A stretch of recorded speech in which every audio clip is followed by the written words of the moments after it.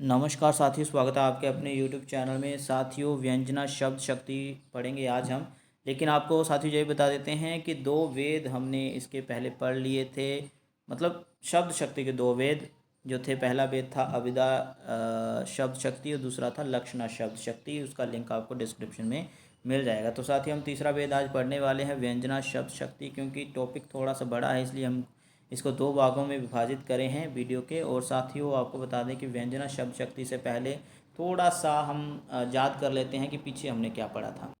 तो साथियों, हम जल्दी से परिभाषा और उदाहरण पढ़ लेते हैं ताकि आपको व्यंजना शब्द शक्ति को समझने में थोड़ी सी भी तकलीफ़ ना हो। क्योंकि हम याद कर लेते हैं तो थोड़ा दिमाग में आ जाता है। तो शब्द को सुनते अथवा पढ़ते ही श्रोता या पाठक उसके सबसे सरल प्रचलित अर्थ को बिना किसी अवरोध के ग्रहण कर लेता है। जब भी हम कोई वाक्य पढ़ते हैं अविदा शब्द शक्ति का, तो उसमें क्या है, बिना किसी अवरोध के, बिना किसी रुकावट के हम उसका अर्थ ग्रहण कर लेते हैं। तो इसी को हम अविदा लक्षण माफ करेगा अविदा शब्द शक्ति कहते हैं। उदाहरण के रूप में, यदि मोहन पुस्तक पढ़ रहा है, वह दौड़ रहा है, वह बुद्धिमान है, इस प्रकार से वाक्य जब हम कोई पढ़ते हैं तो वहाँ पर अविदा शब्द शक्ति होती है। तो साथियों, अभी हम पढ़ लेते हैं लक्षणा शब्द शक्ति। इसमें क्या कहा गया है कि जहाँ मुख्य अर्थ में बाधा उपस्थित होने पर रूढ़ि अथवा प्रयोजन के आधार पर मुख्य अर्थ से संबंधित अन्य अर्थ को लक्ष्य किया जाए, वहाँ पर लक्षणा शब्द शक्ति होता है। उदाहरण के रूप में, मोहन गधा है, तो मोहन तो लड़का है, वो गधा कैसे हो सकता है। जहाँ पर गधा जो है वो मुख्य अर्थ से संबंधित अन्य अर्थ की ओर संकेत कर रहा है, जिसका अर्थ है मूर्ख। ठीक है साथियों। वैसे ही लड़का शेर है, जहाँ पर शेर जो शब्द है वो मुख्य अर्थ से संबंधित अन्य अर्थ को लक्ष्य कर रहा है, साध रहा है, अन्य लक्ष्य को साध रहा है। क्या साध रहा है? शेर का मतलब जहाँ पर निडर है। तो साथियों, परंपरा होती है ना कि बहुत दिनों से, बहुत सालों से, सदियों से, युगों से ऐसे वाक्य बोले जाते हैं। कोई लड़का शेर है तो सचमुच शेर थोड़ी है, मतलब बहादुर है, निडर है, ऐसे कहा गया है। तो लक्षणा शब्द शक्ति के दो भेद होते हैं, रूढ़ी लक्षणा शब्द शक्ति और दूसरा है प्रयोजनवती शब्द शक्ति। इसको हमने पीछे पढ़ाया था। तो साथियों, लिंक आपको डिस्क्रिप्शन में है, वो देख लीजिएगा। लेकिन उससे पहले हमारी आज की वीडियो व्यंजना शब्द शक्ति देख के जाइएगा। तो साथियों, अभी हमने पढ़ा अविदा और लक्षण शब्द शक्ति को बिल्कुल आसान तरीके से। पूरी वीडियो उसका लिंक डिस्क्रिप्शन में है। लेकिन सबसे पहले साथियों, ये वीडियो पूरा देख लीजिए हमारा व्यंजना शब्द शक्ति। साथियों, इसको पढ़ते हैं। अभी साथियों, एक उदाहरण के रूप में मैं एक वाक्य दे रहा हूँ। परिभाषा वगैरह तो हम बाद में पढ़ेंगे, लेकिन वाक्य हम पढ़ लेते हैं। ठीक है। सूर्य अस्त हो गया है। साथियों, जब हम ये वाक्य पढ़ते हैं तो आपको क्या लग रहा है, ये वाक्य किस शब्द शक्ति में आएगा? तो आप देखेंगे ये शब्द शक्ति तो वह अविधा में आ गया, क्योंकि सूर्य अस्त हो गया है। ये तो सामान्य सी बात है, बिना किसी अवरोध के मैं अर्थ को ग्रहण कर चुका हूँ। ठीक है। लेकिन साथियों, यदि एक पिता अपने पुत्र को ये वाक्य बोलेगा तो वहाँ पर क्या शब्द शक्ति होगी? वहाँ पर होगी व्यंजना शब्द शक्ति। अभी आप बोलोगे कैसे, तो आपको बताता हूँ। यदि ये वाक्य एक पिता अपने पुत्र को बोलेगा, ठीक है, क्या बोलेगा? सूर्य अस्त हो गया है, तो बेटा क्या समझेगा कि हाँ, अभी सूर्य अस्त हो गया, बहुत हो गया खेल, है ना, बहुत हो गई भाई शैतानी, बहुत हो गई मस्ती, अभी पढ़ने का समय हो गया है। तो बच्चा तो यही समझेगा, वो लड़का यही समझेगा, है ना। एक सास ने जब यदि ये वाक्य कहा कि सूर्य अस्त हो गया है, तो उसका अर्थ जो है भिन्न हो जाएगा। क्या हो जाएगा? वो जो बहू है वो समझेगी कि सास मुझे कहना चाहती है कि चूल्हा चौका आरंभ करो। साथियों, की बात यह कही गई, लेकिन उसका अर्थ जो है भिन्न निकल रहा है। यही तो है व्यंजना शब्द शक्ति भाई। इसमें कोई रूल नहीं है। इसमें बस ये, जब भी हम साथियों किताबों में हम पढ़ते हैं ना, वहाँ पर बहुत बड़े बड़े शब्द प्रयोग कर दिए जाते हैं और समझाया ही नहीं जाता है डिटेल से। फिर एक मुझे लगता है टीचर ही को समझा सकता है। हो सकता है कि मैं भी अच्छी तरीके से नहीं समझा पा रहा हूँ, तो लेकिन कोशिश जरूर करूँगा आपको समझाने की। ठीक है साथियों। तो यदि यही वाक्य एक किसान अपने हलवाहे से कहे, क्या है कि भाई सूर्य अस्त हो गया है, तो हलवाहा तो यही सोचेगा, हल चलाने वाला, कि हल चलाना बंद कर देना चाहिए और अभी हमें घर को लौट जाना चाहिए।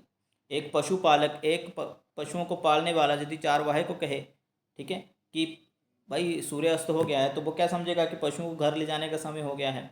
वही एक यात्री, ठीक है, वही एक यात्री अपने साथी को कहे कि भाई सूर्य अस्त हो गया है, तो साथी क्या समझेगा? यही वो समझेगा ना कि भी अभी भाई ठहरने का समय हो गया है, इंतजाम करना चाहिए ठहरने का कहीं ना कहीं, है। तो वहीं पर है साथियों कि अलग अलग लोगों की अलग अलग धारणा होती है इस तरह के वाक्यों को समझने के लिए। ठीक है। तो यदि एक पुजारी अपने चेले को कहता है कि भाई सूर्य अस्त हो गया है, तो वो चेला तो यही समझेगा ना कि भाई हाँ, अभी आरती का समय हो गया है। ठीक है। तो यही बस समझाना है आपको। मेरे ख्याल से इस वाक्य को समझ लेने से 50% तो आप समझ ही गए कि व्यंजना शब्द शक्ति होती क्या है। ठीक है, अभी हम पढ़ते हैं इसको डिटेल से।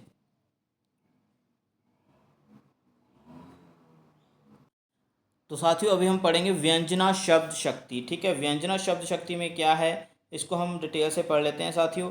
व्यंजना शब्द शक्ति की परिभाषा को मैं पढ़ना शुरू कर रहा हूँ, देखिएगा तनिक जरा। अविदा और लक्षणा के विराम लेने पर जो एक विशेष अर्थ निकलता आना है जहाँ पर साथियों। अविदा और लक्षणा के विराम लेने पर जो एक विशेष अर्थ निकलता है उसे व्यंग्यार्थ कहते हैं, और जिस शक्ति के द्वारा यह अर्थ ज्ञात होता है उसे व्यंजना शब्द शक्ति कहते हैं। उदाहरण के रूप में साथियों देख लीजिए, गंगा, माफ़ करिएगा, घर गंगा में है, घर गंगा में है। ठीक है, तो यदि साथियों देखेंगे ना इसको, तो इसमें ना तो अविधा शब्द शक्ति है, ना ही इसमें लक्षणा शब्द शक्ति है। ठीक है, घर गंगा में कैसे हो सकता है, बल्कि इसका तो कोई अलग ही अर्थ है, कोई तीसरा अर्थ निकल रहा है भाई इसका। ठीक है, अगर घर गंगा में को मैं तो कहूँगा ये निरर्थक पंक्ति हो गई। ठीक है, यदि मैं लक्षणा के हिसाब से देखूँ तो भाई नहीं, ये बात नहीं बन रही है। तो व्यंजना है जहाँ पर, क्यों, क्योंकि जहाँ पर व्यंजना इसलिए है क्योंकि घर जो है गंगा की भांति पवित्र और स्वच्छ बताने की जहाँ पर चेष्टा करी गई है। अभी अन्य परिभाषा क्या कह रही हैं कि अविदा व लक्षणा के असमर्थ हो जाने पर जिस शक्ति के माध्यम से शब्द का अर्थ बोध हो उसे व्यंजना कहते हैं। दूसरे शब्दों में कह रहा है कि शब्द के जिस व्यापार से मुख्य अर्थ या मुख्य और लक्ष्य अर्थ से भिन्न अर्थ की प्रतीति हो वहाँ पर व्यंजना कहते हैं। तो हम कह सकते हैं कि मुख्य अर्थ और लक्ष्य दोनों ही जहाँ पर निरर्थक साबित होते हों वहाँ पर व्यंजना। ठीक है, व्यंजना शब्द शक्ति। अभी साथियों बता देता हूँ, व्यंजना शब्द शक्ति के दो वेद हैं। सबसे पहला वेद है शाब्दी व्यंजना और दूसरा वेद है आर्थी व्यंजना। तो साथियों अभी शाब्दी व्यंजना की उदाहरण पढ़ लेने से पहले हम परिभाषा पढ़ लेते हैं। जहाँ शब्द विशेष के कारण व्यंग्यार्थ का बोध होता है और वह शब्द हटा देने पर व्यंग्यार्थ समाप्त हो जाता है, वहाँ शाब्दी व्यंजना होती है। ठीक है साथियों, अभी हम पढ़ेंगे ये दोहा किसका है, ये दोहा है बिहारी दास का। ठीक है साथियों, तो बिहारी को पढ़ा होगा, उसके दोहे 700 से ऊपर हैं। ठीक है साथियों, तो आध्यात्मिक शब्द पर, ठीक है, ये एक कह सकते हैं कि इसमें शाब्दी व्यंजना है, आध्यात्मिक रूप से ये निर्भर है ये दोहा। तो इसमें क्या कहा गया है कि चिर जीवो झोरी जुरे क्यों न स्नेह गंभीर को घटी ए वृषभानुजा है वे हलदर के वीर। तो बिहारी के इस दोहे का जो अर्थ है वो क्या है कि राधा कृष्ण की यह जोड़ी हमेशा चिरजीवी रहे, हमेशा जीवित रहे, इनका गहरा प्रेम क्यों न जुड़े, दोनों में कौन किससे घटकर हैं, मतलब दोनों में कोई भी किसी से घटकर नहीं है, मतलब कोई भी कम नहीं है। लेकिन साथियों जहाँ पर वृषभानुजा है, वृषभानुजा का मतलब जहाँ पर आपको बता दूँ साथियों कि होता क्या है, वृषभानुजा का अर्थ, उसका अर्थ होता है गाय। ठीक है, गाय। ठीक है, तो और हलदर का जहाँ पर अर्थ क्या है, उसका अर्थ है, जहाँ पर हलदर का अर्थ होता है, हलदर का अर्थ यहाँ पर साथियों वैल है। ठीक है, लेकिन हम साथियों आपको बता देते हैं कि जहाँ वृषभानुजा का अर्थ जो है अनेक अर्थ निकलते हैं। ठीक है, यदि हम सामान्य अर्थ लें तो गाय मतलब बैल की बहन गाय, और हलदर मतलब बैल। ठीक है, तो यदि हम अनेक अर्थी अर्थ लें तो यहाँ पर इसका अर्थ हो जाएगा राधा। ठीक है, और दूसरे शब्द हलदर का अर्थ हो जाएगा कृष्ण। तो अभी राधा कृष्ण का जो मैंने भी अनुवाद बताया ये दोहे का, उसी हिसाब से बताया था। तो यहाँ पर यही मैं बता रहा हूँ कि व्यंग्यार्थ जो अर्थ है, व्यंग्य अर्थ, वो समाप्त हो जाता है और शब्द की व्यंजना होती है शब्द के रूप में। ठीक है, अनेक अर्थी रूप जहाँ पर हम अपनी ओर से लगा सकते हैं तभी जाकर शब्दी व्यंजना होती है। ठीक है, यही तो कह रहा हूँ कि अपनी ओर से जब हम कोई बात को समझते हैं वहाँ पर शब्दी व्यंजना। ठीक है, तो अभी हम आगे पढ़ते हैं साथियों। शब्दी व्यंजना को पुनः दो भागों में, शब्दी व्यंजना को आगे दो भागों में बांटा गया है। लेकिन साथियों आपको बता देता हूँ कि व्यंजना शब्द शक्ति के दो भेद हैं। पहला है शाब्दी व्यंजना, दूसरा आर्थी व्यंजना। अभी हम शाब्दी व्यंजना को ही पढ़ रहे हैं क्योंकि शाब्दी व्यंजना की अभी हमने उदाहरण भी पढ़ी, परिभाषा भी पढ़ी, लेकिन शाब्दी व्यंजना के आगे दो वर्गों में जरूर बांटा गया है साथियों। तो आर्थी व्यंजना को उसको बाद में पढ़ेंगे। तो पहले शब्दी व्यंजना के जो दो वेद पढ़ लेते हैं। पहला है अविदा मूला शाब्दी व्यंजना, दूसरा है लक्षणा मूला शाब्दी व्यंजना। तो साथियों अभी पहला वेद जो है शाब्दी व्यंजना शक्ति का, वह है अविदा मूला शाब्दी व्यंजना। इसको पढ़ लेते हैं। जहाँ पर एक ही शब्द के नाना मतलब नए नए अर्थ होते हैं, वहाँ किसी अर्थ विशेष आना, यहाँ पर किसी अर्थ विशेष को ग्रहण किया जाए, इसका निर्णय अविधा मूला शब्द व्यंजना करती है। तो साथियों क्या कहा जा रहा है कि जहाँ पर एक ही शब्द के नाना अर्थ होते हैं, एक ही शब्द के नए नए अर्थ होते हैं। ये जो उदाहरण देख रहे हैं साथियों, इसमें ऐसे शब्द हैं जिसमें एक ही शब्द के अनेक अर्थ हैं और किसी एक अर्थ विशेष को ग्रहण किया जाता है अविधा मूला शब्दी व्यंजना में। ठीक है, वहीं पर अविधा मूला शब्दी व्यंजना होती है। यह ध्यान देने वाली बात है कि अविधा मूला शब्दी व्यंजना में शब्द का पर्याय रख देने से व्यंजना का लोप हो जाता है और तथा व्यंग्यार्थ का बोध मुख्यार्थ के माध्यम से ही होता है। मतलब जहाँ पर इसीलिए अविधा शब्द शक्ति हम कहेंगे, क्योंकि यहाँ पर अविधा के रूप में, जैसे पहली शब्द शक्ति थी ना अविधा शब्द शक्ति, उसी की तरह जहाँ पर भी होता है। लेकिन जहाँ पर ये बात है कि इसमें जो शब्द प्रयोग हुए हैं 2 या 3 या 1, उसमें अनेक अर्थ निकल रहे हैं, उसकी जगह कहीं और हम शब्द रख देते हैं, तो वहाँ पर हमें अविधा शब्द व्यंजना जो है मिल जाती है। ठीक है, तो साथियों उदाहरण पढ़ता हूँ। जैसे उदाहरण देख लीजिए, सोहत नाग न मद विना तान विना नहीं राग। ठीक है, तो साथियों यदि आप देखें नाग शब्द, जहाँ पर नाग शब्द का जो शब्द है जो उसके अनेक अर्थ निकलते हैं। ठीक है, नाग का जहाँ पर अर्थ निकलेगा हाथी। ठीक है, क्या निकलेगा? हाथी। हाथी शब्द निकलेगा इसका अर्थ, मतलब नाग का अनेकार्थी हाथी। और राग का रागिनी। ठीक है, राग का क्या है?